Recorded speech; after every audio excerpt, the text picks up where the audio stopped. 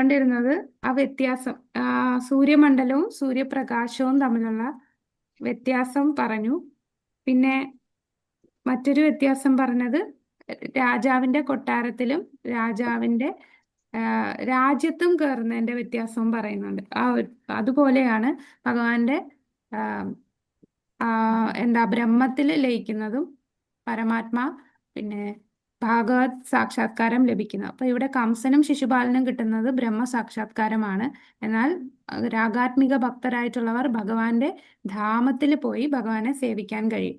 കംസനും ശിശുപാലനും പരമസത്യം പ്രാപിച്ചു, പക്ഷേ അവർക്ക് ഗോലോക വൃന്ദാവന ധാമത്തിൽ പ്രവേശനം ലഭിച്ചില്ല. നിർവ്യക്തികവാദികളും ദൈവവിരോധികളും ഈശ്വരങ്കലേക്ക് ആകർഷിക്കപ്പെട്ടതുകൊണ്ട് അവർക്ക് ദൈവരാജ്യത്തിൽ പ്രവേശനം ലഭിക്കുന്നു. പക്ഷേ അവർക്ക് വൈകുണ്ഠ ലോകത്തിൽ അഥവാ ഭഗവാന്റെ ഗോലോക വൃന്ദാവനത്തിൽ പ്രവേശിക്കാൻ അനുവാദമില്ല. രാജ്യത്ത് പ്രവേശിക്കുന്നതും രാജകൊട്ടാരത്തിൽ കടക്കുന്നതും രണ്ടാണ്. ഇനി അടുത്ത പാരഗ്രാഫിൽ പറയുന്നത് ഒരു വ്യക്തിവാദിയും നിർവ്യക്തികവാദിയും തമ്മിലുള്ള വ്യത്യാസമാണ്. അപ്പൊ നിർവ്യക്തികവാദികൾ എവിടെയാ എത്തുക? നിർവ്യക്തികവാദികൾ ബ്രഹ്മജ്യോതി, ബ്രഹ്മത്തിൽ അല്ലേ? അപ്പൊ ഭഗവാനോട് വിദ്വേഷത്തോടെ നിൽക്കുന്നവരും നിർവ്യക്തികവാദികളും രണ്ടുപേരും ഒരു സ്ഥലത്ത് തന്നെയല്ലേ എത്തുക, അല്ലെ? നിർവ്യക്തിഗതവാദികളും ബ്രഹ്മത്തിലെത്തുന്നു, ഭഗവാനോട് വിരോധികളായിട്ടുള്ളവരും അതായത് ഉദാഹരണത്തിന് കംസനും ശിശുപാലനും അവരും ബ്രഹ്മത്തിലെത്തുന്നു. അപ്പൊ നിർവ്യക്തികവാദികൾ ഒരർത്ഥത്തിൽ ദൈവവിരോധികൾ തന്നെയാണ്. കാരണം ഭഗവാന്റെ ബദ്ധശത്രുക്കൾക്കും നിർവ്യക്തികവാദികൾക്കും ബ്രഹ്മജ്യോതിയുടെ നിർവ്യക്തിക ദീപ്തി വരെ പ്രാപിക്കാനാകൂ. അപ്പോൾ അവരിരുവരും ഒരേ വിഭാഗത്തിൽ പെടുന്നു. ഭഗവാന്റെ അനന്വയമായ സർവൈശ്വര്യങ്ങളുടെ നേരെ അസഹിഷ്ണുത പുലർത്തുന്നവരാകയാൽ നിർവ്യക്തികവാദികൾ ഈശ്വര വിരോധികളാണ്. ഭഗവാന് തുല്യമാണ് തങ്ങളെന്ന് അവർ നടിക്കുന്നു. അസൂയയാണ് ഇതിന് കാരണം. അപ്പം ചൈതന്യ മഹാപ്രഭു ഇവരെയും നിർവ്യക്തിഗതവാദികളെ ദൈവവിരോധിയായിട്ടാണ് കാണുന്നത്. അവർ ഭഗവാനോട് ചെയ്യുന്ന വലിയ അപരാധമാണ്. കാരണം അവരെന്താണ്, ഭഗവാന് രൂപമില്ല എന്ന് പറയുന്നു, കൂടാതെ ഞാനും ഈശ്വരനാന്ന് പറയുന്നു. ഏകലേ ഈശ്വരേ കൃഷ്ണ, അല്ലെ? ഒരേ ഒരു ഈശ്വരനേ ഉള്ളൂ. സ്വന്തമായിട്ട് അവരും സ്വയം ഈശ്വരനായിട്ട് പറയുന്നു.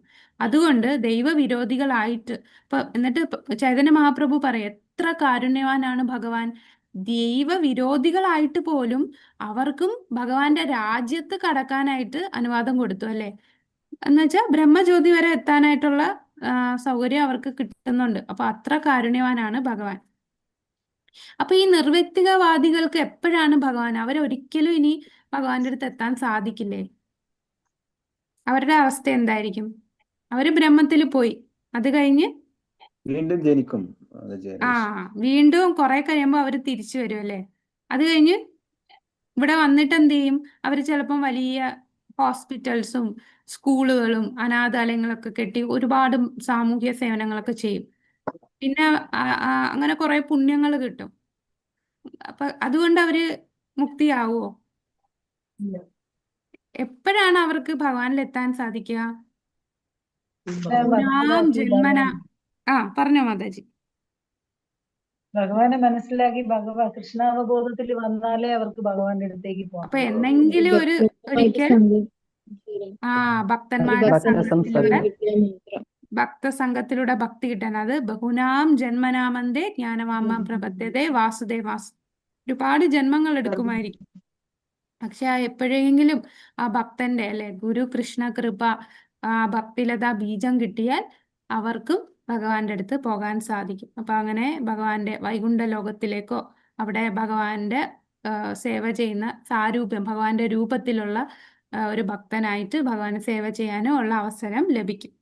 ഇനി ബ്രഹ്മാണ്ഡ പുരാണത്തിൽ എന്താണ് പറയുന്നത് നോക്കാം. അതൊന്ന് വായിക്കാമോ? 158 പേജില് ലാസ്റ്റ് പാരഗ്രാഫ്. ബ്രഹ്മാണ്ഡ പുരാണത്തിൽ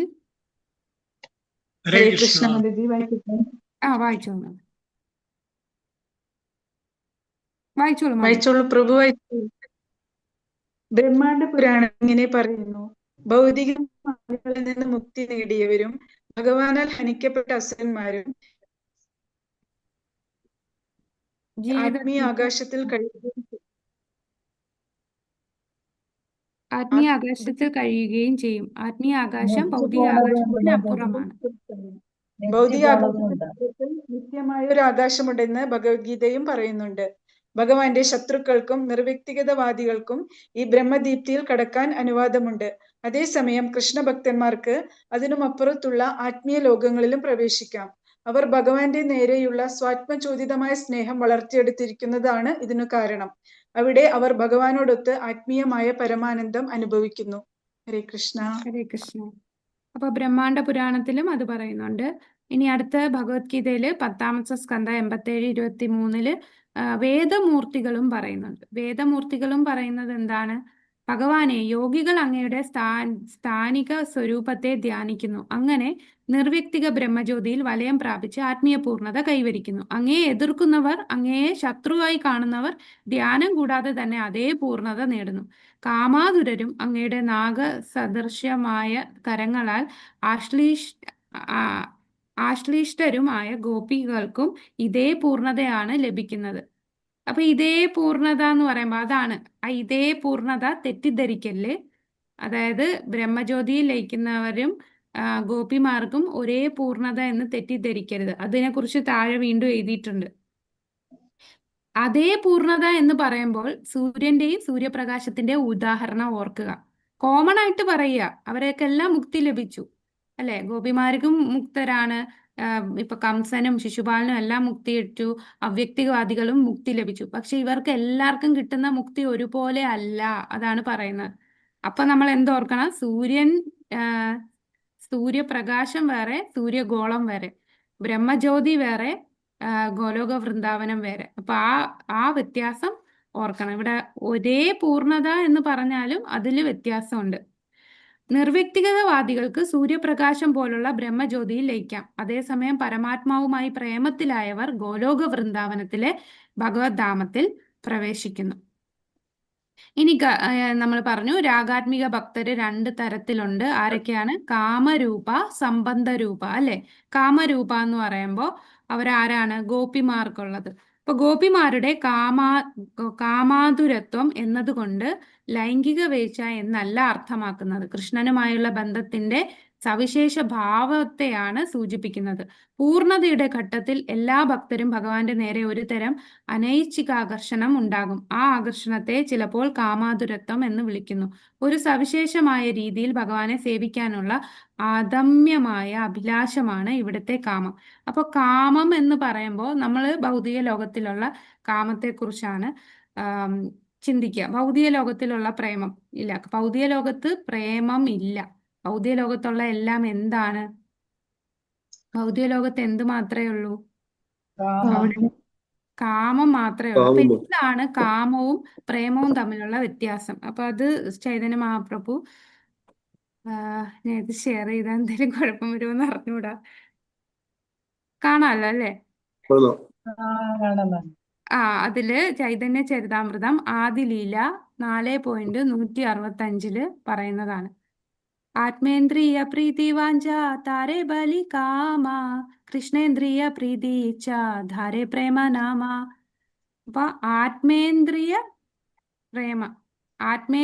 പ്രീതി വാഞ്ച താര ബലി കാമ. ആത്മേന്ദ്രിയ അതായത് നമ്മളുടെ സ്വന്തം ഇന്ദ്രിയത്തെ പ്രീതിപ്പെടുത്തുന്നതിന് കാമം എന്ന് പറയുന്നു. കൃഷ്ണന്റെ ഇന്ദ്രിയങ്ങളെ, കൃഷ്ണന്റെ ഇച്ഛ എന്താ മാതാജി? കേൾക്കാലോ? കൃഷ്ണേന്ദ്രിയ പ്രീതി ഇച്ഛ ധാരെ പ്രേമ നാമ. സ്വന്തം ഇന്ദ്രിയങ്ങളെ തൃപ്തിപ്പെടുത്താനുള്ള ആഗ്രഹം കാമമാണ്. എന്നാൽ ഭഗവാൻ കൃഷ്ണന്റെ ഇന്ദ്രിയങ്ങളെ തൃപ്തിപ്പെടുത്തുന്നതാണ് പ്രേമം. അതാണ് ഡിഫറൻസ്. കാമവും പ്രേമവും. നമ്മളുടെ സ്വന്തം ഇന്ദ്രിയം തൃപ്തിപ്പെടുത്തിയാൽ അതിനെ കാമം എന്ന് പറയുന്നു. കൃഷ്ണന്റെ ഇന്ദ്രിയങ്ങളെ തൃപ്തിപ്പെടുത്തിയാൽ പ്രേമം എന്ന് പറയുന്നു. അപ്പൊ ഗോപിമാർക്ക് കാമമാണോ പ്രേമമാണോ?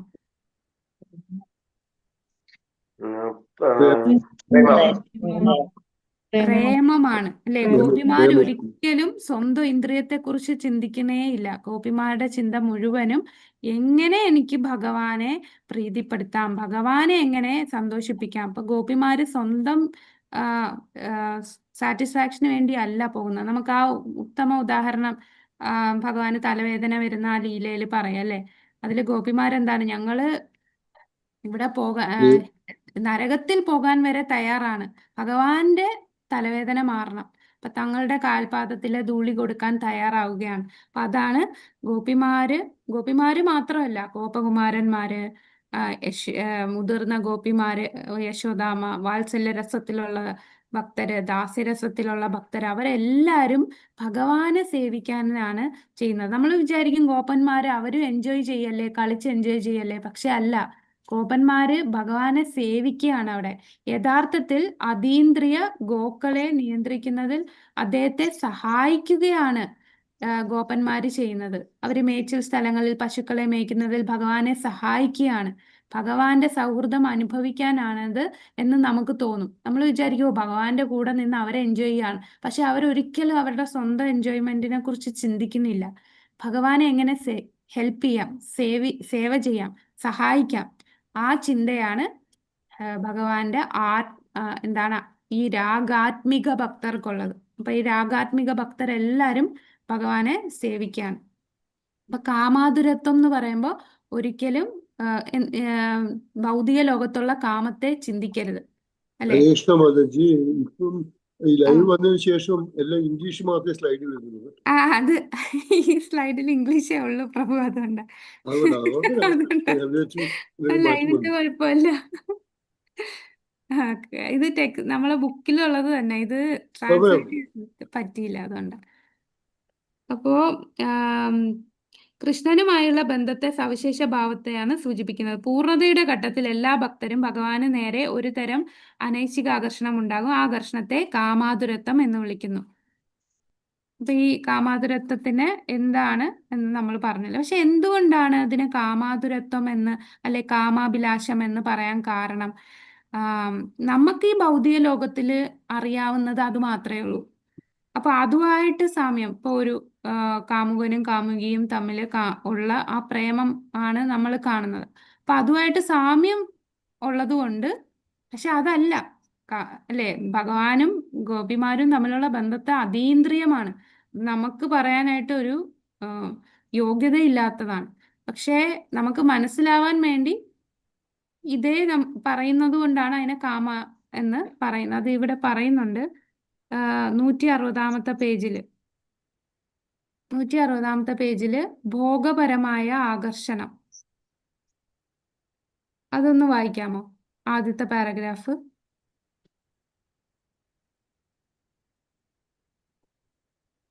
ഭഗവാനെ ഈ രീതിയിൽ